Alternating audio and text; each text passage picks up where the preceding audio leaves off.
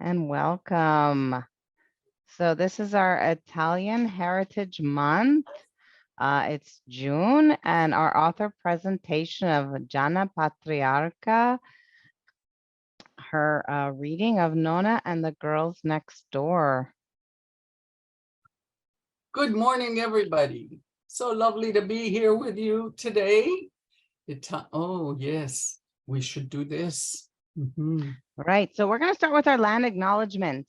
I am Lorraine Spina. I'm one of the members of the Italian Heritage Committee. And our land acknowledgement, we acknowledge we are hosted on the lands of the Mississaugas of the Anishinaabe, the Haudenosaunee Confederacy, and the Wendat. We also recognize the enduring presence of all First Nation, Métis, and the Inuit peoples. Absolutely. So welcome, Gianna, our author for today. Good morning, everyone. Thank you for joining us this morning to celebrate the Italian Heritage Month at the Toronto District School Board. Our province of Ontario has been recognizing Italian Heritage Month since 2010 with the accepting of the Italian Heritage Month Act. Here at the Toronto District School Board, we've also been recognizing this heritage with the accepting of the motion to do so since May 2012. As stated in the Italian Heritage Month Act 2010, Ontario is home to more than 1,350,000 Italian Canadians. Since the 1880s, the Italian Canadian community has made and continues to make significant contributions to the growth and prosperity of the province of Ontario. We are excited to have author Gianna Patriarca here with us today to share her book, and I have a copy right here, Nonna and the Girls Next Door, which is illustrated by Ellie Arscott. Gianna is an award-winning author of 11 books of poetry, 1 collection of short stories, and 1 children's book that we are so honored that she is sharing with us today. Her work has been adapted for stage at the Berkeley Theatre and for CBC radio drama. Her writing has been featured in various documentaries, including The Italian Canadians and 3 Women Adopting Lines, Adapting Lives. Let's all welcome Gianna Patriarca to the virtual stage of this presentation. Welcome, Gianna. Hello, everybody. Thank you so much, Lorraine. I really appreciate that. I am so honored to be here. It really is an honor because I am a retired teacher and I taught for 35 years. And so students and children and their stories and their lives have been so much a part of my life. And it has probably enriched me more than anything that I can think of. So I love to give back to the children. I miss them terribly since I've been retired from teaching. And I want to share this book, this little book that I wrote for the children, which I actually used to read in the classroom to them when it was just in print. I wrote many books and they're all just in print and not in book form yet, but I would love to read this for you today. I'm not sure you can see it very well. I don't know about these, but we'll try. Nonna and the Girls Next Door. Of course, you know that the word nonna means grandmother in Italian, and I'm sure that many of you out there have grandmothers that you love very, very much, and who love you just as much. Nonna and the Girls Next Door. The girls next door have everything. They have a cat named Paws and a dog named Jake. And they have a turtle who lives in an old plastic swimming pool beneath the maple tree. The girls next door have pink and purple bicycles, and they have a scooter that they ride in the schoolyard after school, right behind our house where we live. The girls next door have a tree house with a real wooden ladder and a tiny little window with striped red and white curtains. And when the wind blows, the leaves dance all around the window. They climb up and they have tea parties with their stuffed toys and their dolls, drink pretend tea from little ceramic cups. And when the wind sneaks in under the red and yellow curtain, it keeps them cool.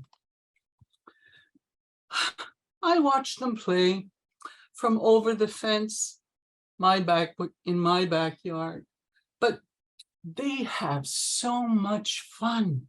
They skip with their skipping ropes, they play catch with their ball, they hold hands and swing in circles, go round and round and round until they fall on the ground, laughing out loud. The girls next door, they have everything. Most of all, the girls next door, they have each other. Sometimes I wish I was one of the girls next door. You see, I live with my mommy and my daddy and my Nonna on Grace Street. My Nonna takes care of me when mommy and daddy go to work and when I come home from school. But the girls next door, they go to daycare after school. And in the summer, they go to day camp. I want to go to daycare too, where there are lots and lots of children to play with. But then my Nonna, she would be lonely. My Nonna says she will play with me, but my Nonna is old. She can't really swing around and round in fast circles. Her knees hurt. She can't skip with a rope. She can't ride a bicycle or climb a wooden ladder. But Nonna says that she isn't too old to tell me great stories and to bake my favorite biscotti. Now, you all know biscotti is the Italian word for cookies. And who doesn't like cookies? I help Nonna mix the dough with butter and sugar and eggs. We make animal biscotti. They're my favorite. I make a cat that looks just like Paws and a dog that looks just like Jake. Nonna, well, she likes to make stars and moons and angels. While we make the biscotti, Nonna tells me all the stories of her, when she was a little girl. And some of her stories are really funny. We laugh a lot together. When she was little, she lived on a farm in another country far, far away. She learned how to milk a cow, how to feed rabbits, chickens. Well, I can feed the birds in my backyard in the summertime when they visit. Nonna asks me if I would like to make some biscotti for the girls next door. So we make some that look just like that turtle that lives under the tree in the swimming pool. The girls next door love my Nonna's biscotti. And they say, oh, thank you. You are so lucky to have a Nonna, especially one who can bake biscotti. Nonna looks from the window of our kitchen. I can see her with a great big smile. I really like the girls next door. The girls next door have everything. But they don't have my Nonna.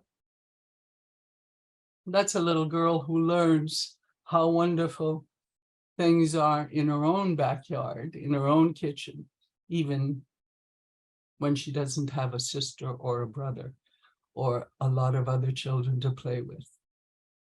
Thank you for listening. I hope you enjoyed it. And if you do, read it to your grandmother. I'm sure she would appreciate it. Thank you.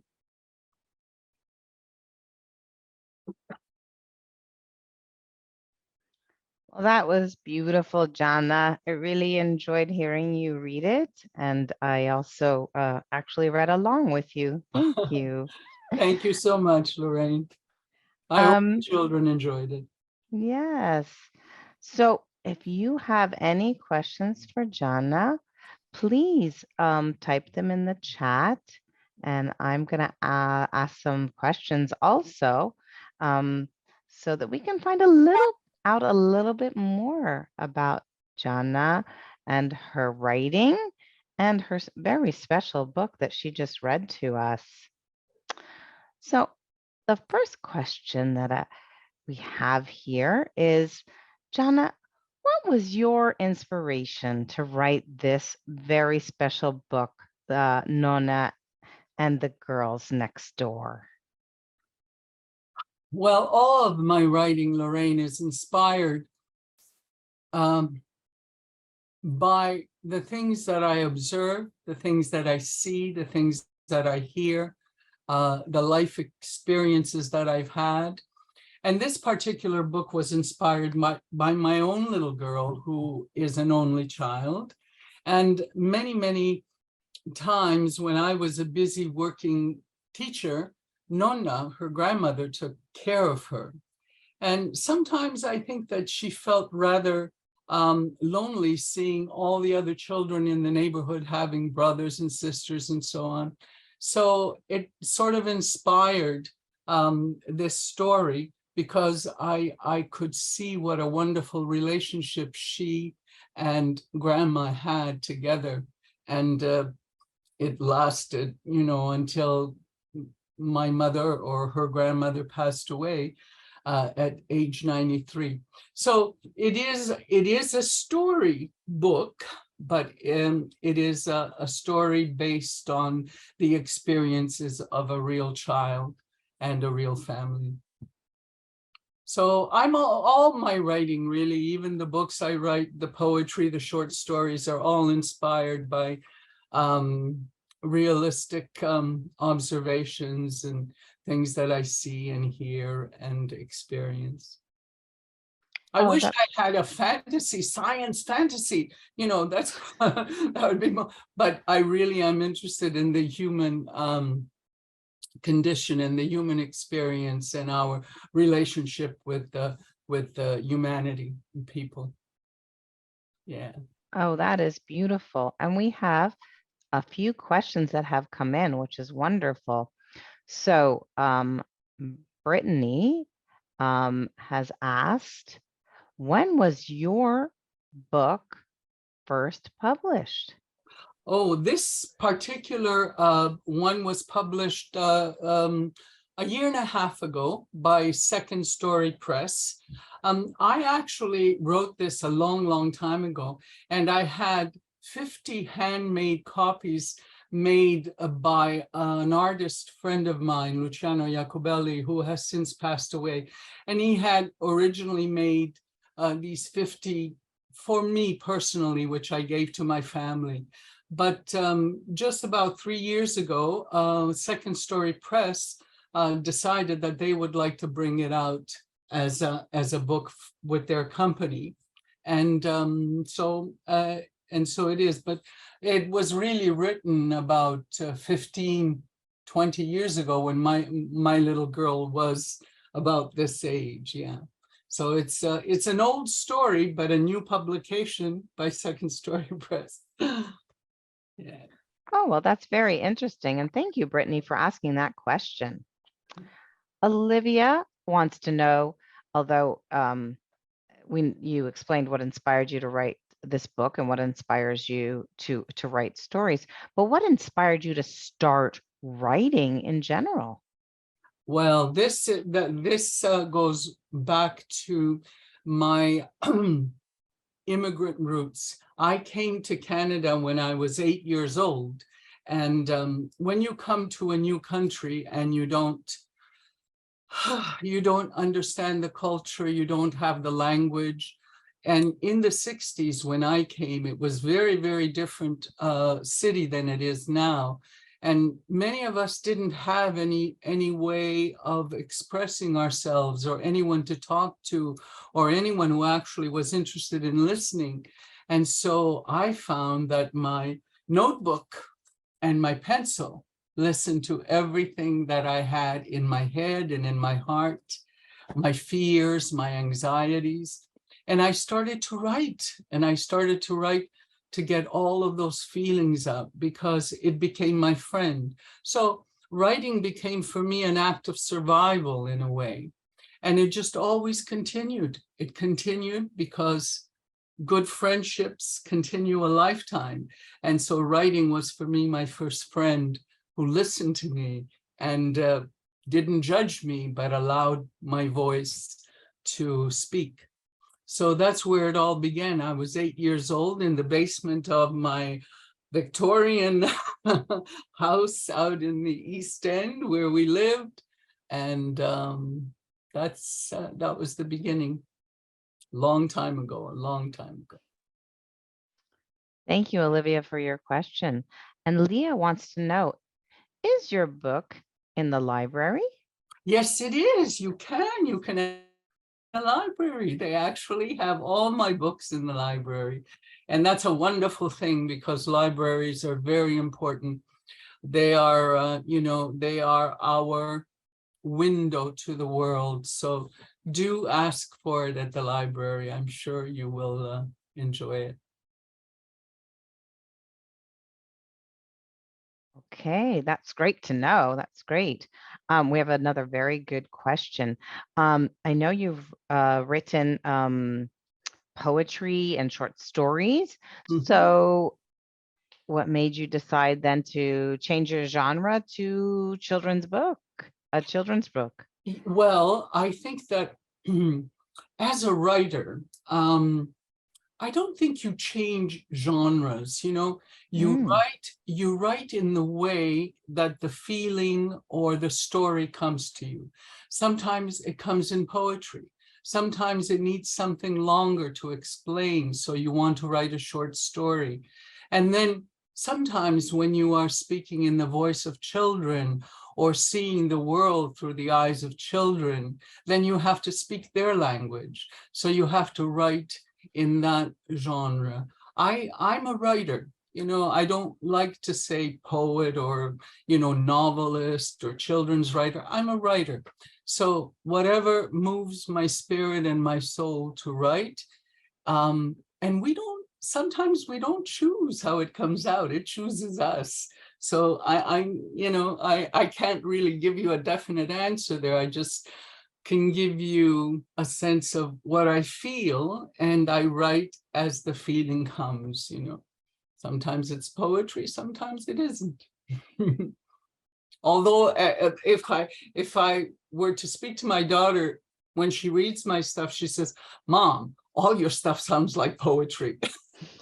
So it all depends on who's reading it and how they react to it. Yeah. great. Oh, wonderful. So Anthony wants to know, where can someone buy your book? Well, you can buy the books if you go to any bookstore and give them my name and give them the title of the book. Even if it's not in the store, they will order it for you. So you can get it through any bookstore. Chapters often has some of my books, Amazon, or through the publishers themselves. Second Story Press, if you go online and you can order directly from them. So there are different ways of getting it, but it's out there. One just needs to ask for it and needs to make sure that because sometimes we don't know these things exist. So you go to a bookstore and you say, "This person, I want this author, this book," and they will order it for you. Oh, wonderful. Great question, Anthony.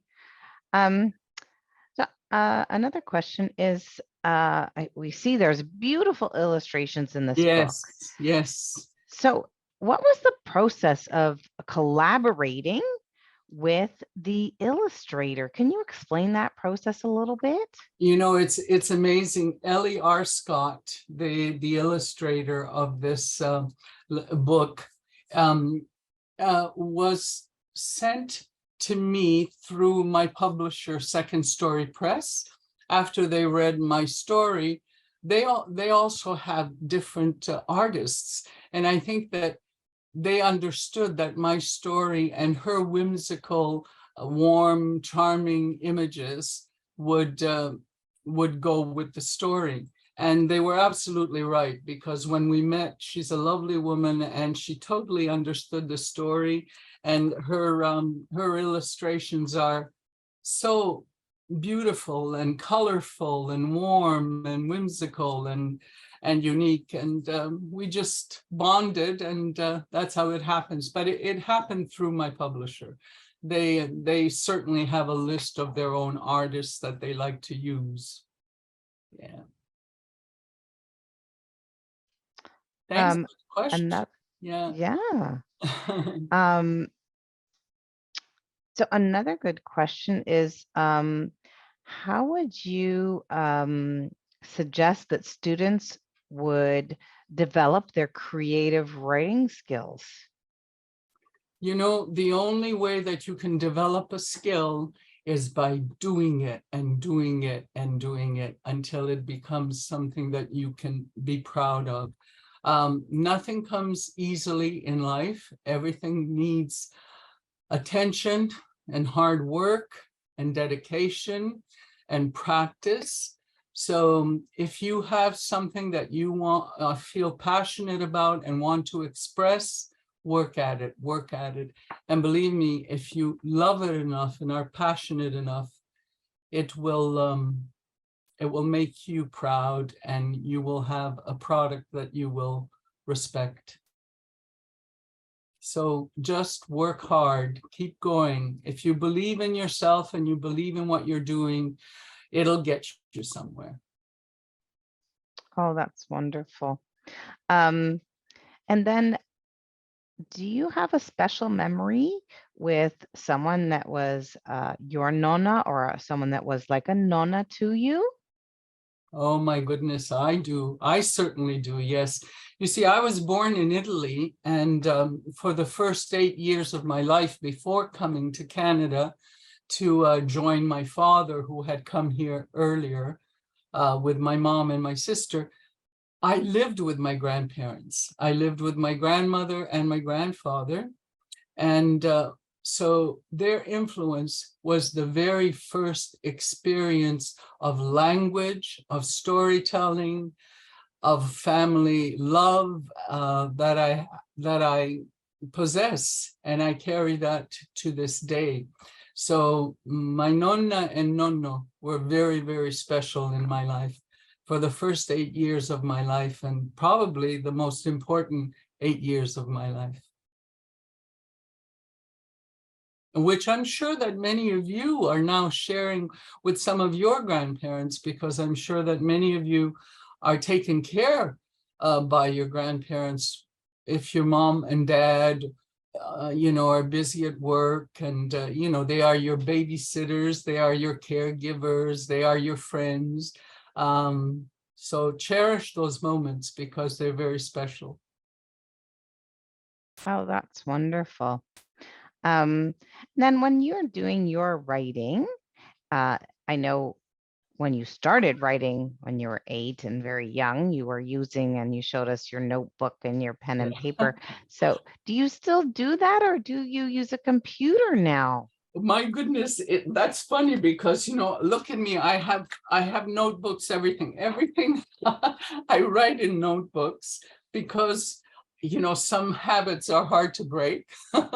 And then when I think I'm ready, I transfer it onto the computer so that I have it in a file. But no, I'm still, you know, I'm still an old-fashioned lady, and I still, you know, it's all the pens, the pens and the notebooks and the papers. It's some things are hard to let go of. Oh, that's good. That's a good piece of information. Um, and what is your favorite children's book or picture book? Oh my God, I have so many because, being a teacher for 35 years, I must have read thousands of stories to the children. And there are some amazing children's authors out there. I can think of Shirley Hughes, and I can think of, oh my goodness, Patricia Polacco. I'm so many. I have one here that I love. Look at this, Phoebe Gilman, who was a wonderful Canadian writer. Something from Nothing. This is one of my favorite books, and I read it to my great nieces and nephew all the time. Oh, there's too many authors to even start naming, but they're out there. There's children's books are really works of art. They're really works of art. The illustrations, the stories. Patricia Polacco is an amazing writer in the US who writes her own stories and then does all of her own illustrations, and they're beautiful, absolutely beautiful. So just go to any library and look at all the children's section and pull one out, and you'll find some fantastic writers. Oh, wonderful. And Josiah wants to know, when was your first book published? My very first book was a book of poetry, and it was called Italian Women and Other Tragedies. And it was published in 1994. Even though it had been written long before that. But it was very difficult for young Italian immigrant women to get their work published in the 70s and 80s. There wasn't much interest in our work. So the very first book I had published was in 1994. Yeah. Okay. Well, that's great to know. And another question that some of the students may like to know the answer to, what were you like as a student? I loved school. I was a pretty good student. I was. I loved learning. I loved listening. I loved participating. I got into a little bit of trouble now and then, as we all do as children. But generally speaking, I think I was a decent student. Yeah. I made it through school. I made it through university, even when, yes, a time when a lot of immigrant kids were not going to university. I think in 1971, when I went, it was like the first group of Italian Canadian immigrants to attend university. So yeah, it's an interesting history. But I was a good student. It's important to listen and think. Is it fair to assume that English was your favorite subject? I loved English. Yes. English. As a matter of fact, I majored in English literature in university. Although thinking back now, I should have probably done creative writing, but I loved literature. I loved reading, so I thought that was what I should be studying. But yes, yeah, reading, art, anything that had to do with sort of a imaginative, creative, artistic, colorful thing. I wasn't terribly good in math, or certainly not the new math that they introduced way back then. Very good in clerical math, I can add and subtract and multiply. But that algebra, that was hard to take. But study everything, boys and girls, because the world has everything that you need to learn about. Great. Okay, well, I think that we have answered all the questions that have come up. And I know that a lot of our boys and girls do have to go to their lunch hour. Yes. It's they do have to get ready for that now. So I really do appreciate your joining us and sharing such a special book. I know it means a lot to our family here where we were in the same circumstances. So, Thank yeah. you. I really want to thank all of you for taking time to listen to me, and just to say, boys and girls, there's a whole world of magic in books, magic, reality, imagination, all kinds of stuff, stories about real people and real life. Enjoy it. Enjoy the books because they are your friends and they will keep you company when sometimes you don't have anyone to be in company with. So bless you all, and thank you for listening. Okay. Thank you very much. Thank you, Gianna. Thank you for being here. Yes, I wish you well. And have a great summer. Yes, indeed. Have a great summer. Short as it is. Ciao. Ciao, ciao, everybody. Okay. Ciao.